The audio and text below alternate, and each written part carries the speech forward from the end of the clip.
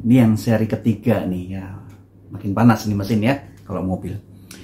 Apa sih benefit lain dari mempelajari strategic management? Dan lalu kita coba simulasikan, kita praktekkan dalam dunia nyata.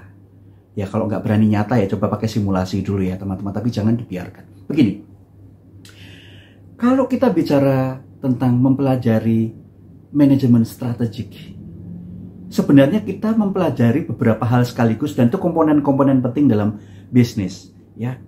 Karena ketika kita mempelajari secara terstruktur sebuah strategi ya, sebuah strategi, pasti kita bicara soal holistik.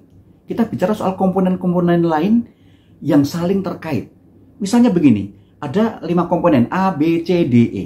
Kita membuat sebuah strategi untuk huruf C atau untuk komponen C. Kita terbiasa berpikir bahwa yang berubah nanti bukan hanya C.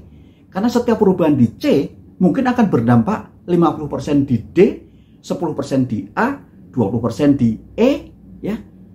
Akan terjadi seperti itu. Itu juga kita pelajari. Jadi kita belajar berpikir sistem. Kita belajar berpikir holistik, menyeluruh. Ada kausalitas di antara komponen-komponen itu. Dalam dunia nyata apa? Kalau kita bicara soal strategic management, meskipun kita mungkin bukan orang palu gada ya, kita mungkin dari unit operation atau unit marketing, kita pasti diajari cara memikirkan bahwa setiap keputusan kita, setiap strategi atau taktik kecil-kecil dalam komponen unit kita begitu kita ubah, begitu kita transformasi, pasti akan ada multiplier effect ke unit-unit lain. Mungkin kadarnya berbeda-beda, tapi pasti ada. Dan itu yang menjadi strategic management itu ilmu sekaligus keterampilan yang penting. Karena apa? A, B, C, D, E tadi itu kan punya kepala unitnya masing-masing. Dan masing-masing sudah menguasai ilmu itu. Biasanya nggak berantem. Karena masing-masing punya empati kepada unit lain. Waduh, kalau misalnya nih orang keuangan, saya akan keep duitnya efisiensi. Dampaknya kepada marketing dan operation apa? Kalau tidak saya efisiensi, saya harus ngapain untuk menyelamatkan keuangan perusahaan? Sampai ke situ teman-teman. Jadi kita akan membicarakan sebuah ilmu yang mencakup semuanya, antar kausalitas itu supaya tetap sustainable semua. Bukan hanya unitku tok, bukan hanya unit saya saja.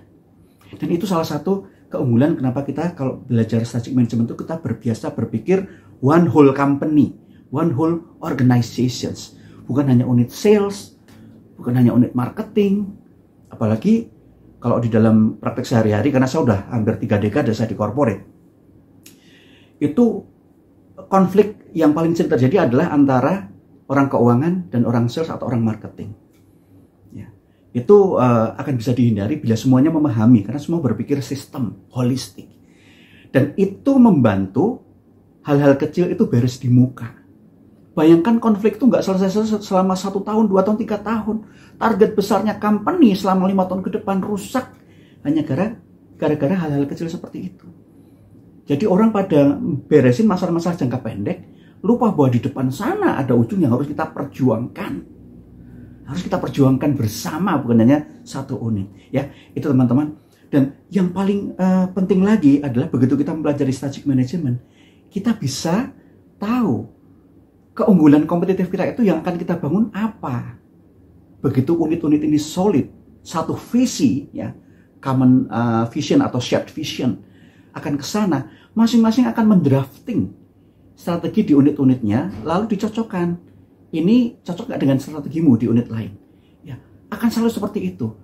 Kalau itu sudah ketemu, wah, keunggulan kita ternyata di sini dan di situ. Nah, itu yang akan membuat organisasi itu, ya, korporasi itu menjadi solid luar dan dalam.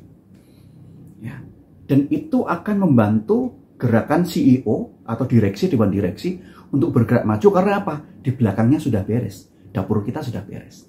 Itu pentingnya kita belajar strategic management in application, in implementation. Jadi teman-teman, lagi-lagi, jangan berpikir belajar strategic management itu formalitas akademik. No, big no. Ya, itu ada cara kita belajar membangun logika berpikir secara terstruktur, dipraktekkan, dan kita menjadi terbuka. Oh, ternyata ada kausalitas, ada hubungan sebab akibat yang kita harus jaga. tapi tujuan terakhir tetap kita perjuangkan bersama. Gitu teman-teman. Ciao. Thank you.